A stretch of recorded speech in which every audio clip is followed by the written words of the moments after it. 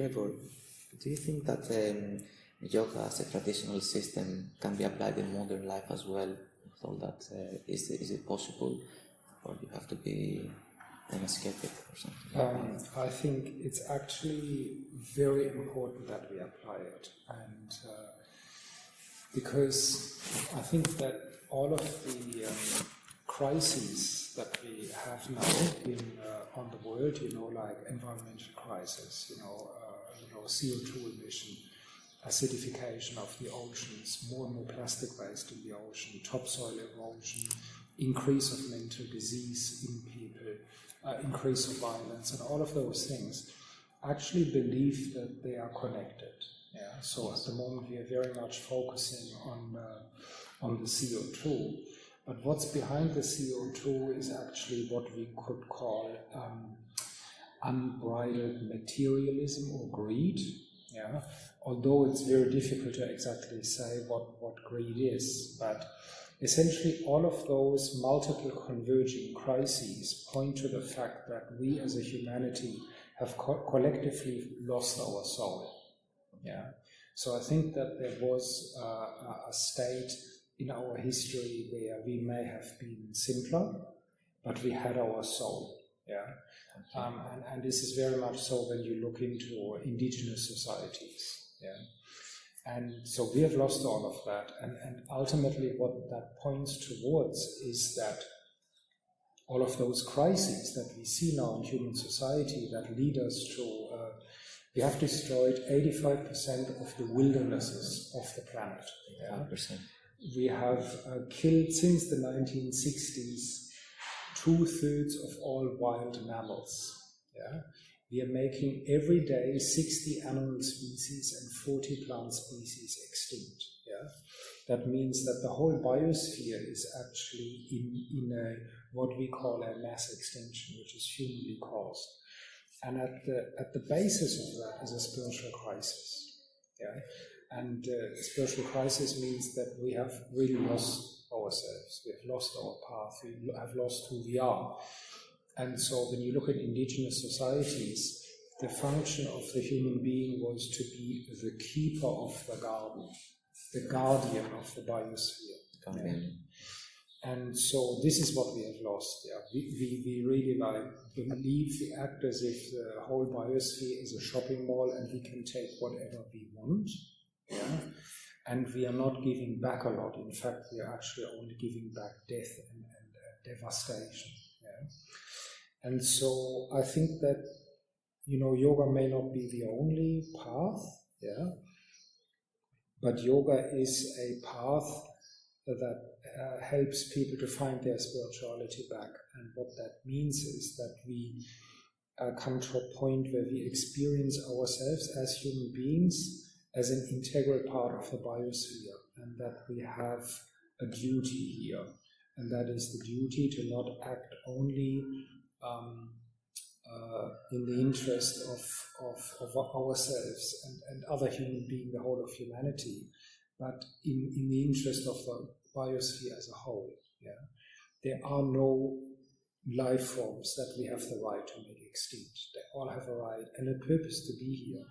And so I think that yoga can give us that experience to come back to fulfilling the function that we actually should fulfill.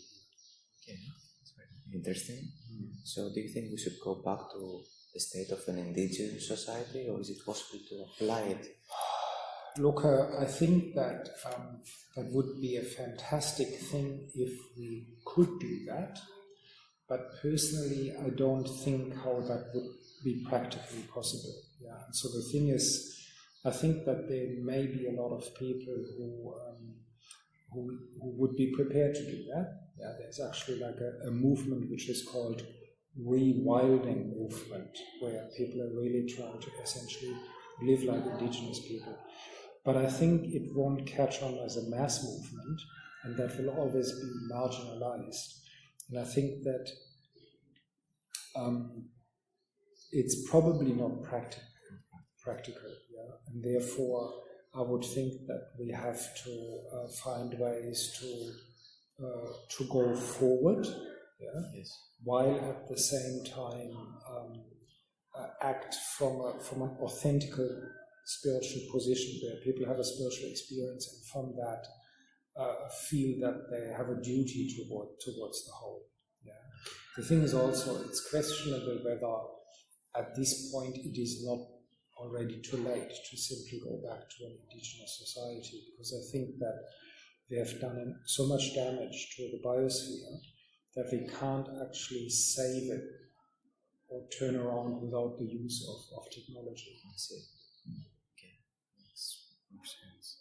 So, in your Samadhi book, there's a small sentence at the start of the book that talks about, it says like this, that many modern practitioners that only practice asana and believe it to be yoga, and because they don't understand the entire process, ultimately they achieve only health.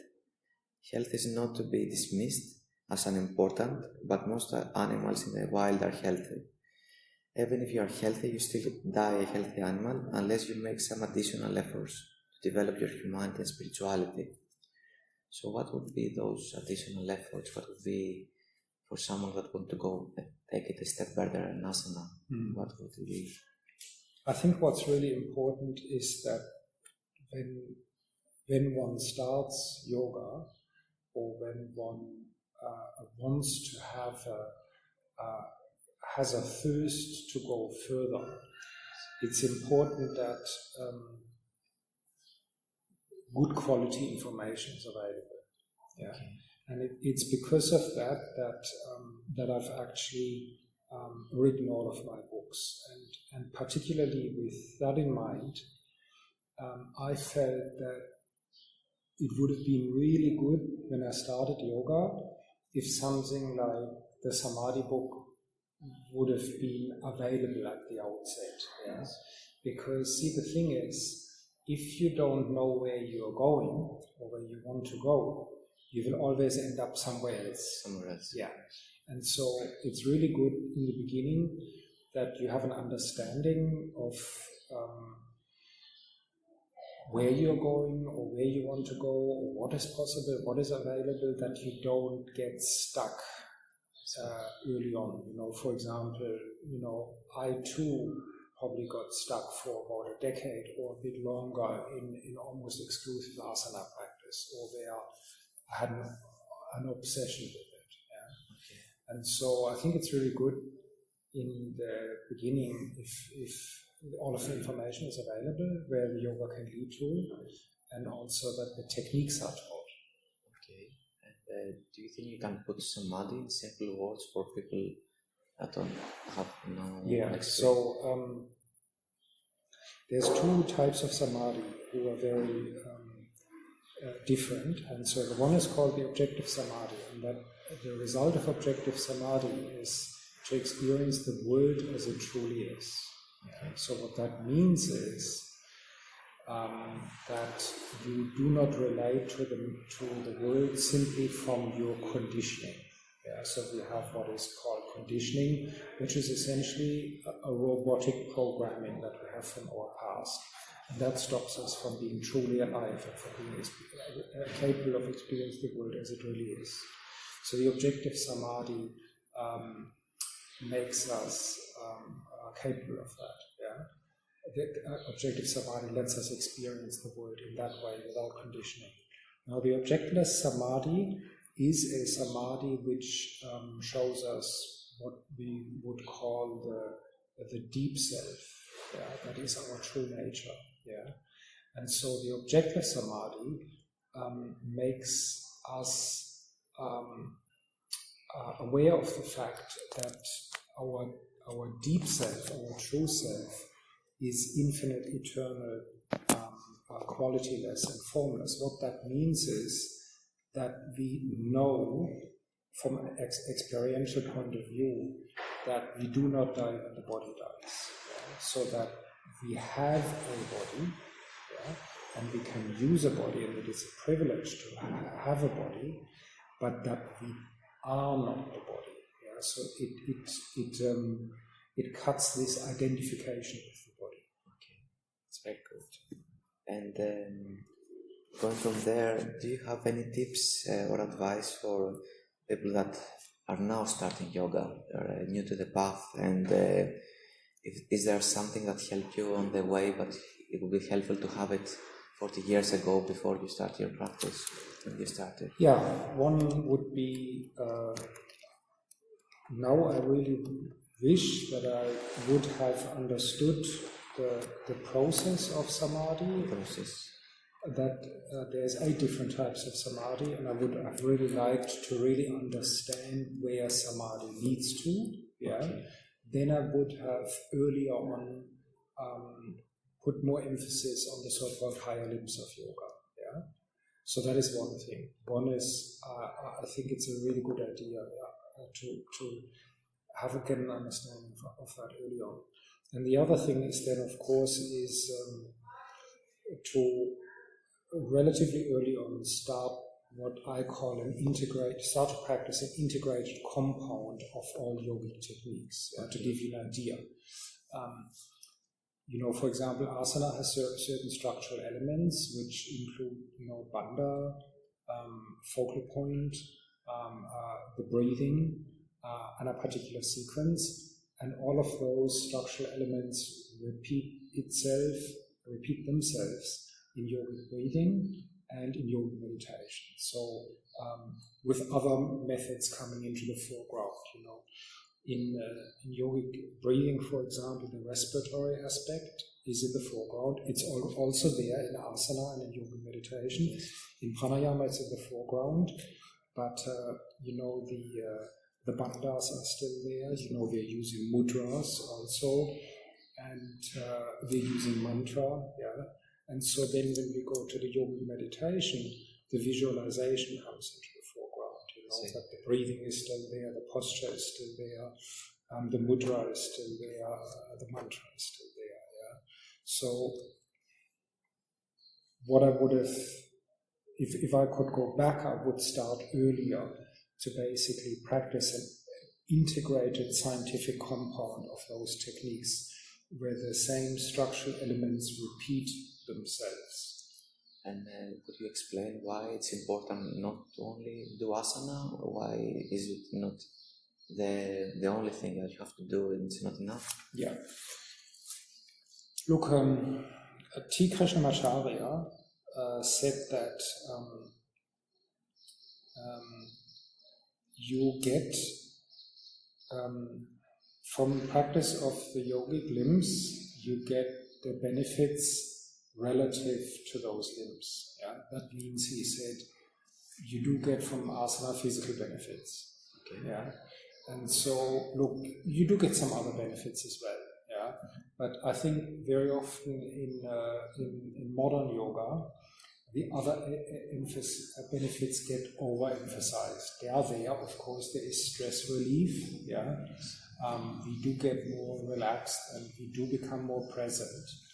But in order to really get the respiratory benefits, which we call pranic benefits, and the mental benefits, you have to practice the other limbs as well. Yeah? And so the reason why it is so important that you practice particularly those 3, the asana, the physical training, the respiratory training, and the mental training, just the meditation, is because that the so-called conditioning, which for example consists of trauma, you may have in your life had some negative experiences that really limit your vital self-expression today. For example, belief in yourself, or self-worth, self-esteem, or even just like a belief in that you can do, that you're capable of doing what you would like to do. Yeah, so they are all traumas. Yeah, and it's important to realize that these traumas are stored, or let's say encrypted simultaneously on the physical strata, on the respiratory strata, and on the mental strata. Yeah? For example, if you had something really, really traumatic, it will limit your breathing pattern. There are certain areas in which you can't breathe anymore. Maybe your breathing becomes really shallow, or you tend to have panic attacks. Yeah? And similarly, you may have certain images in your mind, like that repeat themselves, nightmares. Yeah? that certain situations just cause horror in you. Yeah? And similarly, the same trauma is also held in physical tissue. And here it may distort your posture. Yeah? Okay. And so that's important that we simultaneously work on all of those three areas. Integrate them. I see. And for people that are already practicing, do you have any advice for them, or people in the studio, or for someone that's doing self-practice? I'm talking about Ashtanga mainly. Mm-hmm. But what would be your advice for them? Because we have this culture that is always pushing and fighting, which I think it's a bit different than your philosophy, the way you practice. Yes. I think one advice that I would have is to get as much high quality information that you can get. That's why I wrote my books, for example. Okay. Yeah. And then another thing is to not fall for personality cult. Yeah. Like you mean like a guru? Yes, that's right. So I think that it's important to question teachers, yeah, Okay. and to also hold them accountable. So not that there is this, like I want to believe that this person knows everything. Yeah. So I had an experience 20 years ago where I was with a particular teacher, and a friend of mine, I noticed that this teacher was doing strange things. And so I regularly told this friend of mine, who was also with the same teacher, look, the teacher is doing those things. As a yoga teacher or guru, you're not supposed to do these things. Yes. And then she was sort of like, yeah, that's true, but he's our guru. Yeah. And then eventually she said to me, when I didn't stop to talk to her about it, she eventually said to me, look, the way that your approach is too difficult. She said, I just want to find somebody that I can surrender to totally, and they fix all of my problems in return. Yeah. So what that means is, from a psychological point of view, it means that we are refusing to grow up, yeah, and that we are having certain issues from our childhood with our parent, and we are parents. When we are little children, we have this need that our parents take total care of ourselves, yeah, for ourselves, and fix all of our problems. Yeah. And then when we not completely mature, if we do not completely mature, we are projecting those on teachers, on leaders, on political leaders, for example. Yeah. So this psychological mechanism is called projection. Yeah. And especially when it comes to spiritual teachers, we have to be very, very careful with that. Yeah. Okay. It is a deep longing within the human being that we find somebody that fixes all problems for us. Yeah.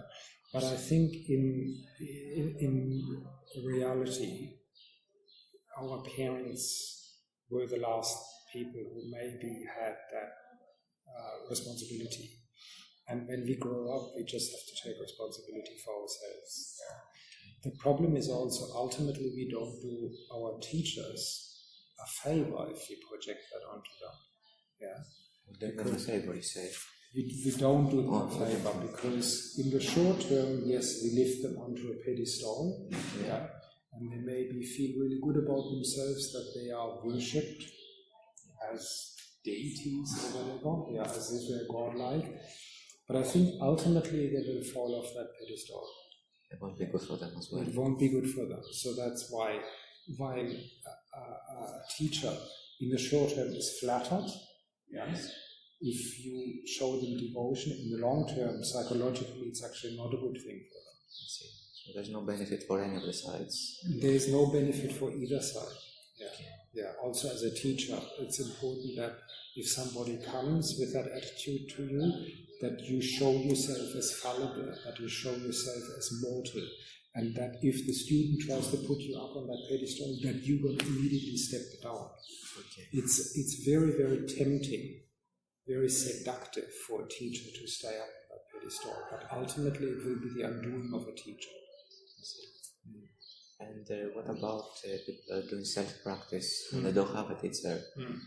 What other sources of good information? Well, it's exactly with those people in mind that I have written my books. Yeah. So my books are predominantly for students who don't have access to a very educated teacher. Okay, that's very good. And let's go somewhere different, which is seems that you're involved in the makings of a documentary that you're going to be one of the teachers that's going to talk there. And the documentary is called The Yoga Industry. What's your opinion about that, the industry in general, and what will be the key points that you're going to talk about in the documentary from your side? Look, years ago, when yoga became a mass movement, that probably started beginning probably in the year 2000. Yoga really exploded.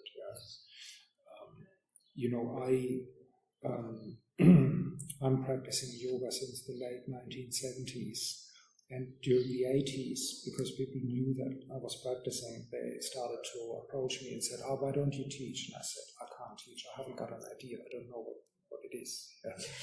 And so I just continued to practice. But even then, when I started teaching in the 1990s, I had never in mind, I'd never expected that would turn into a mass movement. And then, like beginning with the year 2000, it just suddenly turned into a global movement. And so at the time when that happened, people were saying, this is so amazing, now yoga becomes really big. And at the time I was saying, let's see whether it's really amazing, because certainly there will be negative effects, that maybe outweigh the positive effects, I still am not sure whether the negative effects do not outweigh the positive effects, because one thing is clear. In the moment when yoga became a mass market article, because we live in a capitalist society, the market will then determine the outcome of the product. And so a lot of the people that are today in yoga are simply there to just have a stretch. To just, I don't know what, have a little bit of exercise, but they don't want to exercise too vigorously. They want to have a relaxed form of stretching. So very often what they want to do, like years ago I heard an interview or quote, Julia Roberts was quoted as saying that she can't relate to yoga philosophy, that she's in it only for the yoga butt. So that's where the trouble started. But the thing is now, because probably the majority of the people who are into yoga are just there for physical benefit, maybe to get a shapely body, even for beautifying. So yoga is now sold to women as an object as a method of beautification. And so because of that, and because of those people are in the majority, those people are now determining which teachers are successful. So we have now a new generation of teachers who are very, very successful. They attract a lot of students. They know how to market themselves through social media. And they have really jumped on this bandwagon. It's only about, there's now successful yoga teachers, they are selling their own range of clothes, even selling their own range of cosmetics, even selling, they work as travel agents. You can book travel trips to India to go to various historical sites there, So there's more identification with the body now. Yes, that's right. So in other words, there is now a generation of yoga teachers in the public eye that are even increasing, selling yoga as a product which increases identification with the body. So whereas yoga used to be a path of spiritual liberation, and yoga is absolutely not against the body, but yoga says, similarly like the body and the mind are tools, if they are running your life, then you are a slave, you need to be able to use your body and mind appropriately and not to be their slave. So the body and the mind run your life. Yeah. Okay. So, is there something that people that are not practicing can do? Do you think it's possible to change that attitude in some way to affect? Yes. What can change that is, that's why it's important to teach not just asana, because I think asana can't really get you a feeling of what we call ego transcendence. Yeah, that means to have an experience that is where your sense of self becomes much larger than what it currently is. At the moment, most people think we are the body. Yeah. So yoga can give you what we call a transcendental experience, where you experience that you're so much more than just your body. Yeah, but it can't really do that if only asana is taught. Yeah. So also the pranayama and the meditation aspects must be taught of yoga. So people should integrate more the yoga practice. Yes, that's right. Yeah, of course. Now we have a problem, as like now we have a feedback loop. Yeah. So we have on one hand a mass of people coming into yoga that are in there mainly for physical purposes. Yeah? And so because of that, they are making teachers really big who are only catering for that market. Yeah? So now, of course, it's very difficult for us to say, hey, listen, we all have to re-educate you guys. Yeah? Of course, this is not something that is really possible. You can't... when you teach yoga, you have people coming in and they are basically absolutely not interested in the spiritual path. You can't, of course, say, well, you have to, I'm sorry. Or afraid as well. Yes, that's right. Yeah, so the thing is, I think that a lot of teachers are now intimidated, yeah, and are trying to, and are not even trying to broach that subject anymore, yeah. And I think that's where it's important for a yoga teacher to stay true to our colors. Yeah? That is ultimately a form of spiritual practice. And so when we are teaching that, it shouldn't be, of course, we don't want to sort of rub it into people's face. Yeah? But it must be there permanently as an offer. And people can go into that direction if they're ready to. So can only actually make it available. Yes, that's right. Yeah, so you could, for example, have in your, if you run a yoga studio, you could, for example, have dedicated pranayama workshops or pranayama classes or meditation workshops or meditation classes where that is being taught. Yeah. Because sometimes it's difficult to fit it all into a general class. Okay. And to wrap this up, what would be the definition of yoga, or what would be yoga for you? So people talk about yoga as a word, or what is actually yoga based on all of that? Well, it's a path. Look, yoga is essentially a system of self-cultivation or psychology, you could say, that comes out of the Vedas. So you could say it's the Vedic form of ancient psychology. Yeah? And it's basically a path to inner freedom and independence. Yeah? Because in the way how modern society brings us up is to be either totally dependent on the body, in which case we are only a consumer of resources, yeah? Okay.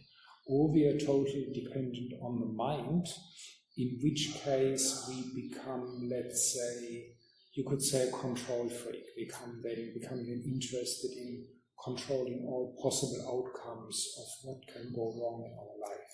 Yeah? In both cases, our influence on the biosphere is negative. Yeah? Because if you look at technology and science, it looks to the total control of the biosphere, the total control of everything that can go wrong, based on what has been taught in the Bible. I think it's a mistranslation actually from the from the Hebrew, that we should make the earth our dominion. Yeah, so science and technology have actually taken that religious mandate from the Bible and have put that into reality. Yeah, and so that's the outcome if you become dependent on the mind. Yeah, if you become dependent on the body, you become simply a consumer, and you're depleting more and more the resources of the biosphere.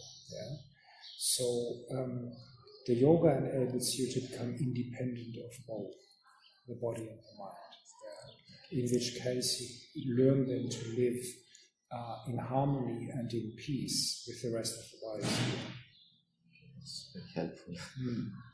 Okay, thank you very much for your time. Pleasure. Thank you very much.